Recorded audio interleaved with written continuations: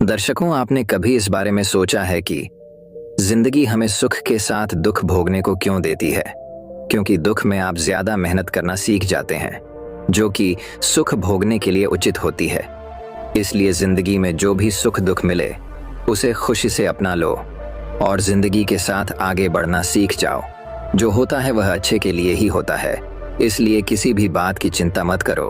तो चलिए इस समझने के लिए हम बिना देर किए चलिए उन कहानियों की शुरुआत करते हैं। पहली कहानी। दोस्तों, बात बहुत समय पहले की बात है। एक निर्धन व्यक्ति राजा के महल में माली का काम करता था। उसने राजमहल के बाग में कई प्रकार के फलों के पेड़ लगाए थे। जो फल पक जाते वो तोड़कर राजा के सामने प्रस्तुत कर देता। कई बार खुश होकर राजा उसे इनाम भी देते। एक बार बाग में आम, अंगूर और नारियल के फल हुए। माली टोकरी लेकर बाग में पहुंचा और सोचने लगा कि आज कौन सा फल महाराज के लिए ले जाऊं। कुछ देर सोचने के बाद उसने अंगूर तोड़ लिए और टोकरी में भरकर राजा के पास पहुंचा। उन दिनों राजा कुछ चिंतित था। उसे गुप्तचर द्वारा सूचना मिली थी कि पड़ोसी राज्य का राजा उस पर आक्रमण की तैयारी में है। वह इस बारे में गहन सोच विचार में डूबा हुआ था। तभी माली उसके पास पहुंचा और चुपचाप उसके सामने टोकरी रखकर कुछ दूर जाकर बैठ गया।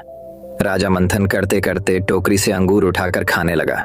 वह आधा अंगूर खाता और आधा फेंक देता, जो माली के ऊपर गिरता। जैसे ही अंगूर माली को लगता, वह कहता, भगवान तू बड़ा दयालु है। सोच विचार में डूबे राजा का ध्यान इस ओर नहीं था कि वह अंगूर माली के ऊपर फेंक रहा है। एक बार फिर उसने अंगूर माली के ऊपर फेंका और माली ने फिर से कहा, भगवान तू बड़ा दयालु है। इस बार राजा का ध्यान माली की ओर चला गया। उसने आश्चर्य से उसे देखा और पूछा, माली, मैं तुम पर झूठे फल फेंक रहा हूं और तुम कह रहे हो भगवान तू बड़ा दयालु है। इसमें भगवान की कैसी दया? माली ने उत्तर दिया, महाराज, आज बाग में 3 तरह के फल थे, आम, अंगूर और नारियल। मैं सोच रहा था कि आपके लिए कौन सा फल लाऊं। भगवान की दया से मेरी बुद्धि में आया कि आपके लिए अंगूर ले चलूं और मैं अंगूर ले आया। यदि मैं आम या नारियल ले आता तो सोचिए मेरा हाल क्या होता। इसलिए मैं कह रहा हूं कि भगवान बड़ा दयालु है। राजा माली का उत्तर सोचने लगा कि वह व्यर्थ में चिंतित है। भगवान की दया से उसे समय रहते पड़ोसी राज्य के राजा के मंसूबों का पता चल गया है। इससे उसे अपने राज्य की रक्षा की तैयारी का पर्याप्त समय मिल गया है। उसने भगवान को धन्यवाद दिया और राज्य की रक्षा की तैयारी में जुट गया। जब युद्ध हुआ तो उसमें उसकी विजय हुई और उसने अपना राज्य बचा लिया। दोस्तों, यह कहानी हमें यह शिक्षा प्रदान करती है कि समय का चक्र ऐसा ही है। कभी अच्छा समय आएगा तो कभी बुरा। अच्छे समय में हम भगवान को धन्यवाद देना भूल जाते हैं और बुरे समय में शिकायत करने लग जाते हैं, जबकि आवश्यकता है कि अच्छे समय के लिए हम भगवान का धन्यवाद करें और बुरे समय के लिए आभार व्यक्त करें कि हमें हर परिस्थितियों का सामना कर मजबूत इंसान बनाने उसने हमारे सामने वे परिस्थितियां उत्पन्न की हैं। छोटी छोटी परेशानियों का सामना करके ही हम बड़ी मुसीबतों का सामना करने योग्य बन पाएंगे। इसलिए जीवन में आने वाली छोटी छोटी समस्याओं से घबराए नहीं। सकारात्मक रहकर समस्या के निवारण के बारे में चिंतन करें, योजना बनाएं और निवारण में जुट जाएं। बुरी परिस्थितियां आपकी दृढ़ता की परीक्षा है। ऐसे समय में टूटे नहीं।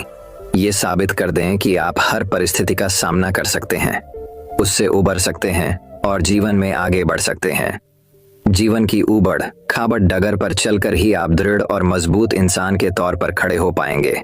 तो दोस्तों, अब चलिए हमारी दूसरी कहानी की शुरुआत करते हैं। दूसरी कहानी। दोस्तों, नई कहानी की शुरुआत इस प्रकार होती है। दोस्तों, बात बहुत समय पहले की है। एक गांव में 2 बहनें रहा करती थीं, चुरकी और मुर्की। चुरकी सांवली रंग की, साधारण रूप रंग की लड़की थी। वहीं मुर्की गौर वर्ण की बहुत सुंदर लड़की थी। साधारण रूप रंग के कारण चुरकी का विवाह एक गरीब परिवार में हुआ। वहीं मुर्की की सुंदरता पर रीझकर एक अमीर व्यक्ति ने उससे विवाह किया। अपनी सुंदरता का घमंड तो मुर्की को पहले ही से था। विवाह के बाद उसे दौलत का भी घमंड हो गया। दोनों बहनें आसपास ही रहा करती थीं। जब भी मौका मिलता मुर्की चुरकी को उसकी गरीबी के कारण नीचा दिखाने की कोशिश करती। चुरकी को बुरा तो लगता, किंतु वह मन महसूस कर रह जाती। चुरकी के दिन बड़ी तंगहाली में गुजर रहे थे। 2 वक्त की रोटी भी बड़ी मुश्किल से जुट पाती थी। कई बार उसने मुर्की से मदद की गुहार की, किंतु मुर्की ने कभी उसकी कोई मदद नहीं की। एक दिन चुरकी ने सोचा कि दूसरे गांव में रहने वाले अपने भाई से मदद मांग लूं। वह कभी इनकार नहीं करेगा और वह अपने बच्चों को घर पर पति के पास छोड़ दूसरे गांव के लिए निकल पड़ी। रास्ते में उसे एक गौशाला दिखाई पड़ी जिसके द्वार पर एक गाय खड़ी थी। चुरकी को देखकर गाय बोली, बेटी जरा मेरी गौशाला साफ कर दे, बैठने की भी जगह नहीं है। चुरकी ने देखा कि पूरी गौशाला गोबर से भरी हुई है। उसने गौशाला साफ कर दी। गाय ने उसका धन्यवाद किया और वापस आते समय मिलकर जाने की बात कही। चुरकी आगे बढ़ गई। कुछ दूर जाने के बाद उसे बेर का पेड़ दिखाई पड़ा। वह पेड़ के पास से गुजरी तो बेर के पेड़ ने कहा, बहन नीचे बहुत सारे कांटे बिखरे हुए हैं, जरा साफ कर दो। चुरकी ने बिना देर के बेर के पेड़ के नीचे से सारे कांटे साफ कर दिए। बेर के पेड़ ने उसका धन्यवाद किया और वापस आते समय मिलकर जाने की बात कही। चुरकी आगे बढ़ गई। आगे बढ़ने पर उसे एक बूढ़ी अम्मा दिखाई पड़ी जो सिर पर भारी टोकरी ले जा रही थी। चुरकी ने उससे पूछा, कहाँ जा रही हो अम्मा? गांव तक जा रही हूँ बेटी, बूढ़ी अम्मा ने जवाब दिया। मैं भी गांव जा रही हूँ, लाओ अपनी टोकरी मुझे दे दो, चुरकी ने कहा और बूढ़ी अम्मा के सिर से टोकरी ले ली। दोनों साथ साथ गांव पहुंची। चुरकी ने बूढ़ी अम्मा के घर तक टोकरी छोड़ी और अपने भाई के घर पहुंच गई। मगर उस समय भाई घर पर नहीं था। वह अपनी भाभी से मिली और उसे अपने घर के हालात बताकर मदद की गुहार लगाई। भाभी ने उसे घर से भगा दिया। दुखी होकर वह अपने गांव वापस लौटने लगी। रास्ते में उसी बूढ़ी अम्मा का घर पड़ा। बूढ़ी अम्मा ने उसे अपने घर बुलाया और कुछ खाने को दिया, फिर अपनी टोकरी देकर विदा कर दिया। रास्ते में चुरकी ने टोकरी पर ढका कपड़ा हटाया तो हैरान रह गई। टोकरी सोने चांदी से भरी थी। वह चलते चलते बेर के पेड़ के पास पहुंची। बेर के पेड़ ने उसे रोका और कहा, मेरे तने की खोह में तुम्हारे लिए उपहार है। चुरकी ने खोह में हाथ डाला। वहां उसे हीरे जवाहरात की पोटली मिली। वह बेर के पेड़ का धन्यवाद कर आगे बढ़ गई। चलते चलते वह गौशाला के पास पहुंची। वहां गाय उसका इंतजार कर रही थी। उसने अपने गले में बंधी सोने की घंटी उसे दे दी। चुरकी जब घर पहुंची तो सारी चीजें अपने पति और बच्चों को दिखाई। वे सभी बहुत खुश हुए। उनके दिन फिर गए। वे गांव के अमीर लोगों में शुमार हो गए। ये देखकर मुर्की जल उड़ गई। एक दिन उसने चुरकी के बच्चों को अपने घर बुलाया और उनसे पूछा कि वे उतने अमीर कैसे बन गए। बच्चों को कुछ पता नहीं था। वे बोले, माँ मामा के घर से उपहार लाई। मुर्की ने सोचा कि जरूर उसके भाई ने चुरकी को उपहार में ढेर सारा रुपया पैसा दिया होगा। उसने भी अपने भाई के घर जाने का फैसला कर लिया। अगले दिन वह भाई के गांव के लिए निकल पड़ी। रास्ते में उसे गौशाला के सामने खड़ी गाय दिखी। गाय ने उससे गौशाला साफ करने का निवेदन किया, जिसे ठुकराकर मुरक्की आगे बढ़ गई। आगे उसे बेर का पेड़ दिखा, जिसने उससे कांटे साफ करने का निवेदन किया, किंतु मुर्की मुंह बनाकर आगे बढ़ गई। गांव के बाहर उसे वही बूढ़ी अम्मा दिखाई पड़ी, जो टोकरी सिर पर रखकर घर जा रही थी। उसने मुर्की से टोकरी घर तक पहुंचाने को कहा तो मुर्की यह कहकर आगे बढ़ गई कि वह उसकी नौकर नहीं है। वह आखिरकार अपने भाई के घर पहुंची। भाई घर पर ही था। उसने उसका खूब सत्कार किया, मगर बिना कुछ दिए ही उसे वापस भेज दिया। दुखी मन से वह वापस लौटने लगी। रास्ते में उसे प्यास लगी। वह पानी मांगने एक घर में गई। वह उसी बूढ़ी अम्मा का घर था। उसने उसे पानी दिया। पानी पीते ही मुर्की का मुंह कड़वा हो गया। वह वहां से निकल गई। रास्ते में उसे बेर का पेड़ दिखा तो उसने सोचा कि बेर खाकर अपने मुंह का स्वाद ठीक कर लूं। वह बेर तोड़ने के लिए आगे बढ़ी तो उसके पैर में कांटे चुभ गए। उसके पैर लहूलुहान हो गए। किसी प्रकार चलते हुए वह गाय के गौशाला तक पहुंची। वह दर्द के मारे कराह रही थी। वह वहीं टीले पर बैठने को हुई तो गाय ने उसे सींग मारकर गिरा दिया। उसकी कमर टूट गई। किसी प्रकार वह घर पहुंची और महीनों बिस्तर पर पड़ी रही। उसे अपने बुरे व्यवहार, घमंड और लालच का फल मिल गया था। दोस्तों, यह कहानी हमें ये शिक्षा प्रदान करती है कि कभी घमंड नहीं करना चाहिए और हमेशा दूसरों की सहायता करनी चाहिए। हमें वही फल स्वरूप मिलता है जैसे हमारे कर्म होते हैं। तो दोस्तों, अब चलिए हमारे तीसरी कहानी की शुरुआत करते हैं। तीसरी कहानी, परेशानियों का हल। एक छोटे से गांव में एक बहुत बद्धा जमींदार रहता था, जो कि बहुत आमिर था। गांव का छोटे से छोटा फैसला करने के लिए भी सारे गांव वाले उसी के पास जाते थे और उसी से राय लेते थे। एक बार उस जमींदार की आंखों में किसी तरह का इन्फेक्शन हो गया। उसने गांव के सारे हकीमों से अपना इलाज करवाया, लेकिन उसकी आंखें ठीक नहीं हुई। वो जब भी आंखें खोलता था तो उसे बड़ी तकलीफ हुआ करती थी।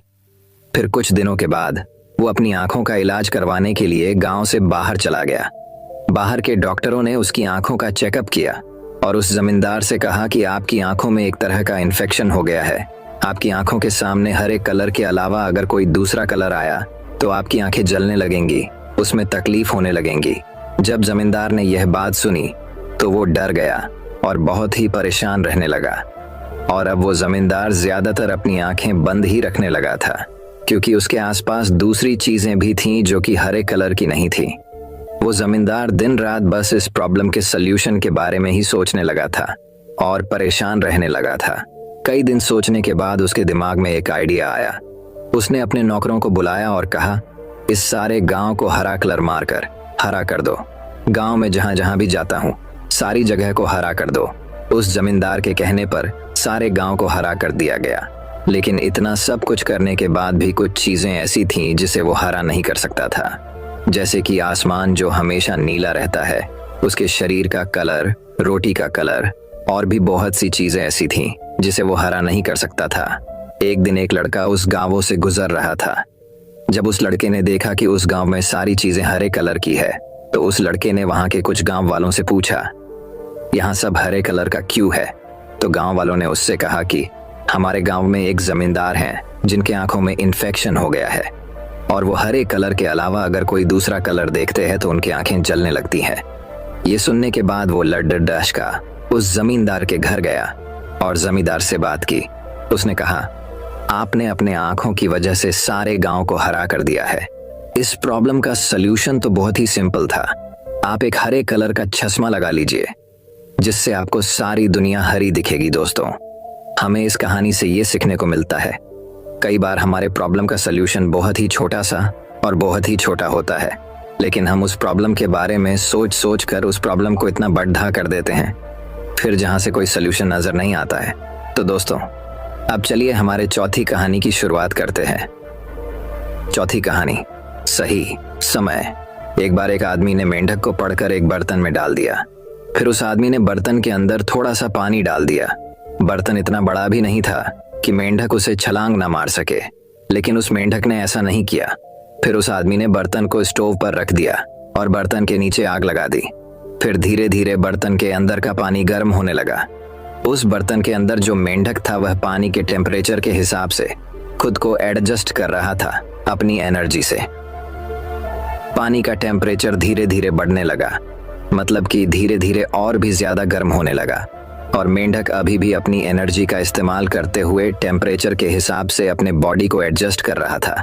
अब एक समय ऐसा आया कि वह पानी बहुत ही ज्यादा गर्म हो चुका था और मेंढक की सारी एनर्जी भी खत्म हो चुकी थी और अब वह मेंढक चाह के भी बर्तन से बाहर नहीं निकल सकता था और उस बर्तन से छलांग नहीं मार सकता था, क्योंकि उसके अंदर अब उतनी एनर्जी ही नहीं बची थी कि वह छलांग मारकर वह बर्तन से बाहर निकल आए, क्योंकि उसने अपनी सारी एनर्जी शुरुआत में ही पानी के टेम्परेचर के साथ एडजस्ट करने में लगा दी थी और अब उस मेंढक के अंदर कुछ भी एनर्जी नहीं बची थी, जिसकी वजह से वह मेंढक उसी पानी में ही मर गया। इस कहानी से हमें यह सीख मिलती है कि अगर वह मेंढक चाहता तो शुरुआत में ही छलांग मारकर उस बर्तन से बाहर आ सकता था, क्योंकि बर्तन ज्यादा बात भी नहीं था, लेकिन उसने ऐसा नहीं किया। उसने अपनी सारी एनर्जी एक ही जगह पर लगा दी थी, पानी के टेम्परेचर के साथ खुद को एडजस्ट करने में। और जब आखिर में उसके पास कोई ऑप्शन नहीं बचा सिवाय उस बर्तन से बाहर निकलने में, तब वह ऐसा कर नहीं सका, क्योंकि उसकी अंदर की सारी एनर्जी खत्म हो चुकी थी। मेंढक की मौत किस वजह से हुई?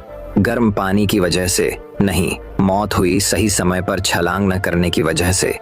हम भी इसी तरह अच्छे वक्त का इंतजार करते रहते हैं। अच्छे वक्त का इंतजार मत करो, बस छलांग लगा दो। सब कुछ सही करने का सोच कर मत कूदो, क्योंकि ऐसा सोचोगे तो कभी कूद ही नहीं पाओगे। कहते हैं सबसे अच्छा कूदने का वक्त तब होता है जब आप तैयार नहीं होते हो, क्योंकि असली तैयारी कूदने के बाद शुरू होती है।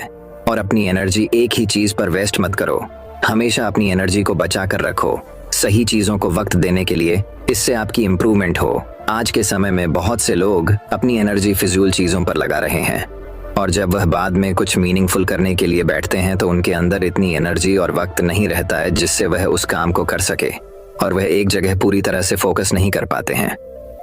तो दोस्तों, अब चलिए हमारे 5वीं कहानी की शुरुआत करते हैं। 5वीं कहानी, एक बार की बात है, एक शिकारी था जो पक्षियों का शिकार करता था। एक दिन और शिकारी मार्केट जाता है और अपने लिए मार्केट से एक डॉग खरीदता है उसे दिन गुजारने के बाद वह शिकारी नदी के पास बतख का शिकार करने जाता है और वह अपने साथ उसे डॉग को भी ले जाता है। वह जब घात लगाकर बतख के शिकार के लिए बैठा होता है तभी वह देखता है कि उसका जो डॉग था वह पानी के ऊपर चल रहा था। अब ये देखकर वह शिकारी बहुत ही हैरान हो जाता है। वह सोच में पड़ जाता है कि यह डॉग पानी के ऊपर कैसे चल पा रहा है। ये देखकर वह शिकारी हैरान हुआ और साथ ही साथ बहुत खुश भी हो जाता है। उसने सोचा जब मैं इस डॉग को अपने दोस्त को दिखाऊंगा तब वह भी हैरान हो जाएगा और मैं उसका चेहरे का रिएक्शन देखूंगा। तो एक दिन उस शिकारी ने अपने दोस्त को भी नदी के पास बत्तख का शिकार करने के लिए बुलाया। उस शिकारी ने अपने डॉग से बहुत सारी बत्तखों का शिकार किया क्योंकि वह डॉग पानी के ऊपर चल सकता था। जब उस शिकारी के दोस्त ने इस डॉग को पानी के ऊपर चलते हुए देखा तब उसने कुछ भी नहीं कहा और ना ही उसे कोई हैरानी हुई। वह बिल्कुल ही चुप रहा। शिकारी अपने दोस्त का रिएक्शन देखना चाहता था लेकिन ऐसा कुछ भी नहीं हुआ। शिकारी बतख का शिकार करने के बाद शिकारी और उसका दोस्त जब घर गए तो शिकारी ने अपने दोस्त से पूछा, क्या तुमने मेरे डॉग में कुछ अलग चीज देखी? शिकारी के दोस्त ने कहा कि हाँ, मैंने तुम्हारे डॉग में एक अलग चीज तो देखी है। शिकारी ने उससे पूछा कि कौन सी चीज देखी? उसके दोस्त ने उसकी तरफ देखकर जवाब दिया और कहा कि मैंने देखा कि तुम्हारे डॉग को तैरना नहीं आता है और वह कभी तैरना सीख भी नहीं सकता है। यह तुम्हारे डॉग में बहुत बड़ी कमी है। इस कहानी से मैं बहुत बड़ी सीख मिलती है और वह यह है कि आप इस दुनिया में कुछ भी कर लो, कितना भी बेहतर कर लो, कितना भी अलग कर लो, लेकिन लोग कोई ना कोई कमी तो निकाल ही लेते हैं।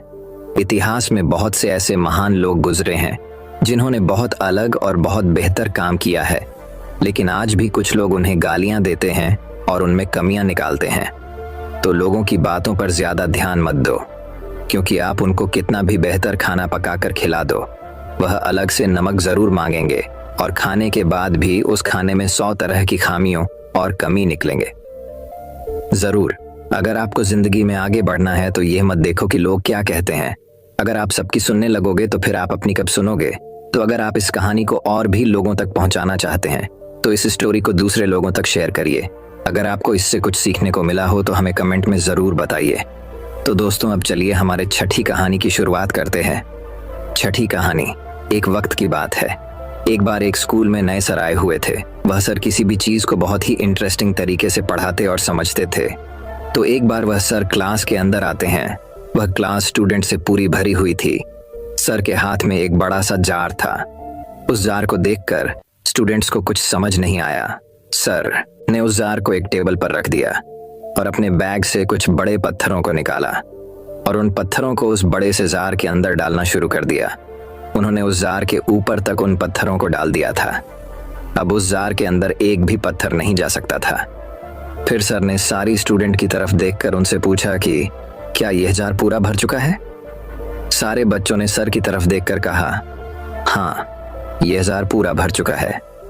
बच्चों का यह जवाब सुनने के बाद सर ने अपने बैग से कुछ छोटे छोटे कंकरियों को निकाला और उस जार के अंदर उन छोटे कंकरियों को डालने लगे।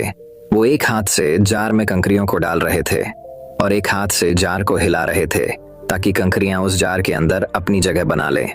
अब उस जार के अंदर बड़े पत्थरों के बीच में जो गैप था, छोटे कंकरियों ने गैप के अंदर जगह बना ली थी। सर ने उन छोटे कंकारियों को भी जार के ऊपर तक भर दिया और फिर से सारी स्टूडेंट की तरफ देखकर कहा, क्या अब ये जार पूरी तरह से भर चुका है? इस बार सभी स्टूडेंट्स खामोश थे और बोलने के लिए हिचकिचा रहे थे, लेकिन फिर भी कुछ स्टूडेंट्स ने हाँ में जवाब दिया और सर की तरफ देखकर कहा, यस सर, ये जार अब भर चुका है। तभी सर ने इस बार अपने बैग से एक डिब्बा निकाल जिसमें रेत भरी हुई थी और फिर उस जार को रेत से भरने लगे। फिर रेत जार के छोटे छोटे गैप में जाकर बैठ गई जो कंकर और पत्थरों के बीच में थी। सर ने रेत को भी जहर के ऊपर तक भर दिया और फिर से स्टूडेंट से पूछा, अब क्या ये जार भर चुका है? तभी एक स्टूडेंट खड़ा हुआ और उसने सर से कहा, नहीं सर, उस जार को एक बार हिलाओ। फिर सर ने उस जार को हिलाया। हिलाने के बाद जार में रेत थोड़ा सा नीचे को फिसल गई। सर ने जार के ऊपर फिर से रेत डाल दी और उसे ऊपर तक भर दिया। सर ने उस लड़के की तरफ देखकर कहा, क्या अब यह जार भर चुका है? इस बार सभी स्टूडेंट्स जार को देखकर संतुष्ट हो गए और सभी ने हाँ कहा। तभी सर ने अपने बैग से पानी की एक बोतल निकाली और पानी को उस जार के अंदर डालने लगे। पानी भी उस जार के अंदर जाता जा रहा था और सारे स्टूडेंट हैरानी से ये देख रहे थे। सर जार में पानी तब तक डालते रहे जब तक पानी जार से बाहर गिरने नहीं लगा। सारे स्टूडेंट यह देखकर खामोश थे। तभी सर ने समझने वाले अंदाज में सारे स्टूडेंट की तरफ देखकर कहा, इन सारी चीजों से भरा यह जार हमारी जिंदगी की तरह है, और ये जो बड़े पत्थर है जो मैंने इस जार में सबसे पहले डाले थे वो हमारी जिंदगी की इंपॉर्टेंट चीजों की तरह है, जैसे कि हमारी फैमिली, हमारे दोस्त, हमारी हेल्थ। अगर बाकी सब कुछ हमसे छीन जाए, हमसे छूट जाए और यह हमारे साथ हो, फिर भी हमारा जार भरा ही रहेगा, हमारी जिंदगी भरी रहेगी।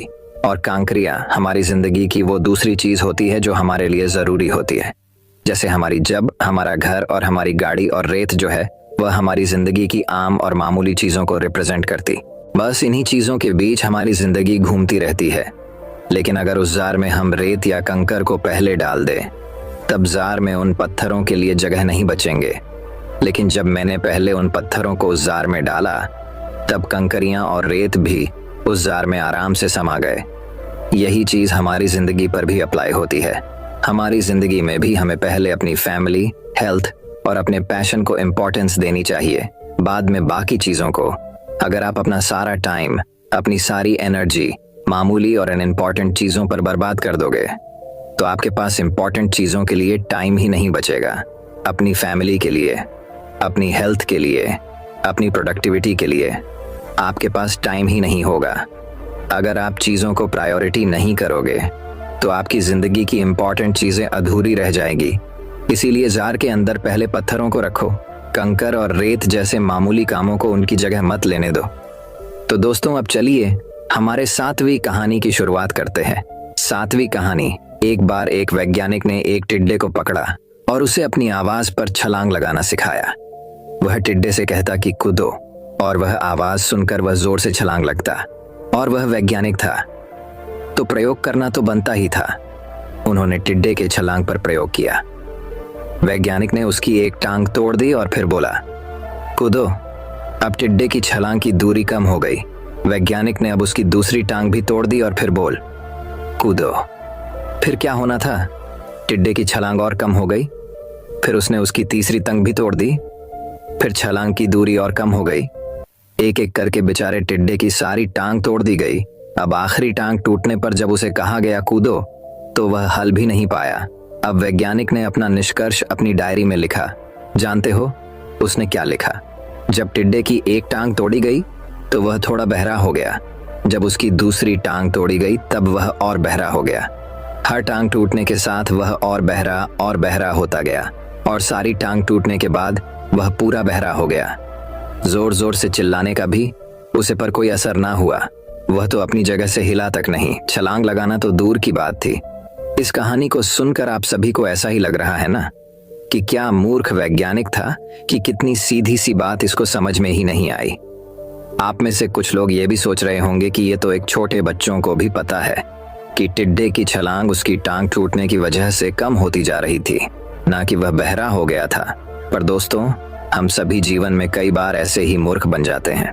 कई बार जीवन में 2 घटनाएं एक साथ ऐसे घटती है कि उनका एक दूसरे से कोई संबंध होता ही नहीं, फिर भी ऐसा लगता है कि गहरा संबंध है। कभी कभी दिखाता कुछ और है, हमें समझ कुछ और आता है, और वास्तव में होता कुछ और है। इसीलिए अगर आपको पछताना नहीं है तो अपनी लाइफ में जल्दबाजी में कोई फैसला ना ले। हमेशा समझ बूझ का इस्तेमाल करें, सावधानी बरतें, नतीजा सोच समझ कर ही निकालें। तो दोस्तों, अब चलिए हमारे 8वीं कहानी की शुरुआत करते हैं। 8वीं कहानी। यह कहानी है एक लड़के की जिसको शक्कर खाने की बुरी आदत थी। बस दिन रात शक्कर ही खाया करता था, और उसके शक्कर खाने के वजह से उसकी माँ बहुत परेशान रहती, क्योंकि कोई चीज अगर ज्यादा भी हो जाए तो उसके भी साइड इफेक्ट होते हैं। तो इस बात को लेकर उसकी माँ परेशान रहती थी और उस लड़के को बार बार शक्कर खाने के लिए मना करती थी। लेकिन वह लड़का अपनी माँ की बात नहीं सुनता था। तो उसी गांव में एक बाबा जी रहते थे जिनको लड़का बहुत मानता था और उनकी हर एक बात मानता था। तो उसकी माँ ने सोचा कि बाबा जी से कहने लगाऊंगी कि आप इसे शक्कर खाने से मना कीजिए। उसने अपने बेटे को बाबा जी के पास लेकर गई। बाबा जी एक पेड़ के नीचे बैठे हुए थे उस औरत ने बाबा जी से कहा, आप मेरे बेटे से सिर्फ इतना कह दीजिए कि वह अब से शक्कर ना खाए। करू बाबा जी ने उस औरत से कहा कि ये बात मैं तुम्हारे बेटे से अगले हफ्ते कहूंगा। तुम अपने बेटे को अगले हफ्ते मेरे पास लाना। वह औरत अपने बेटे को लेकर चली गई और पूरा 1 हफ्ता गुजरने के बाद वह फिर से अपने बेटे को बाबा जी के पास लेकर आई।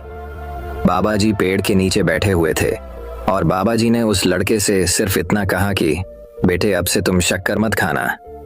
लड़का बाबा जी के इतनी सी बात से ही शक्कर खाना छोड़ देता है। लेकिन उसकी माँ हैरान थी कि सिर्फ इतना सा खाने के लिए बाबा जी ने मुझे 1 हफ्ते के बाद बुलाया। उसने बाबा जी से पूछ ही लिया, बाबा जी सिर्फ इतना सा कहने के लिए तुमने मुझे 1 हफ्ते के बाद क्यों बुलाया? बाबा जी का जवाब थोड़ा ध्यान से पढ़िएगा। बाबा जी ने कहा कि 1 हफ्ता पहले मैंने भी शक्कर खाना नहीं छोड़ा था। दोस्तों, एक है कि अगर हम दुनिया को बदलना चाहते हैं तो पहले हमें खुद बदलना पड़ेगा। दोस्तों, आप लोगों ने ज्यादातर देखा होगा घर में जो बड़े लोग होते हैं वह अपने से उम्र में छोटे लोगों को ही आप बच्चों को कहते हैं ये काम मत करो, लेकिन वह खुद करते हैं। जो बदलाव हम संसार में लाना चाहते हैं वही बदलाव पहले हमें खुद में लाना पड़ेगा। तो दोस्तों, अब चलिए हमारे 9वीं कहानी की शुरुआत करते हैं। 9वीं कहानी। एक बार की बात है, एक शिकारी था जो पक्षियों का शिकार करता था। एक दिन और शिकारी मार्केट जाता है और अपने लिए मार्केट से एक डॉग खरीदता है। उसे दिन गुजारने के बाद वह शिकारी नदी के पास बतख का शिकार करने जाता है और वह अपने साथ उसे डॉग को भी ले जाता है। वह जब घात लगाकर बतख के शिकार के लिए बैठा होता है तभी वह देखता है कि उसका जो डॉग था वह पानी के ऊपर चल रहा था। अब ये देखकर वह शिकारी बहुत ही हैरान हो जाता है। वह सोच में पड़ जाता है कि यह डॉग पानी के ऊपर कैसे चल पा रहा है। ये देखकर वह शिकारी हैरान हुआ और साथ ही साथ बहुत खुश भी हो जाता है। उसने सोचा जब मैं इस डॉग को अपने दोस्त को दिखाऊंगा तब वह भी हैरान हो जाएगा और मैं उसका चेहरे का रिएक्शन देखूंगा। तो एक दिन उस शिकारी ने अपने दोस्त को भी नदी के पास बत्तख का शिकार करने के लिए बुलाया। उस शिकारी ने अपने डॉग से बहुत सारी बत्तखों का शिकार किया क्योंकि वह डॉग पानी के ऊपर चल सकता था। जब उस शिकारी के दोस्त ने इस डॉग को पानी के ऊपर चलते हुए देखा तब उसने कुछ भी नहीं कहा और ना ही उसे कोई हैरानी हुई। वह बिल्कुल ही चुप रहा। शिकारी अपने दोस्त का रिएक्शन देखना चाहता था लेकिन ऐसा कुछ भी नहीं हुआ। शिकारी बतख का शिकार करने के बाद शिकारी और उसका दोस्त जब घर गए तो शिकारी ने अपने दोस्त से पूछा, क्या तुमने मेरे डॉग में कुछ अलग चीज देखी? शिकारी के दोस्त ने कहा कि हाँ, मैंने तुम्हारे डॉग में एक अलग चीज तो देखी है। शिकारी ने उससे पूछा कि कौन सी चीज देखी? उसके दोस्त ने उसकी तरफ देखकर जवाब दिया और कहा कि मैंने देखा कि तुम्हारे डॉग को तैरना नहीं आता है और वह कभी तैरना सीख भी नहीं सकता है। ये तुम्हारे डॉग में बहुत बड़ी कमी है। इस कहानी से हमें बहुत बड़ी सीख मिलती है और वह ये है कि आप इस दुनिया में कुछ भी कर लो, कितना भी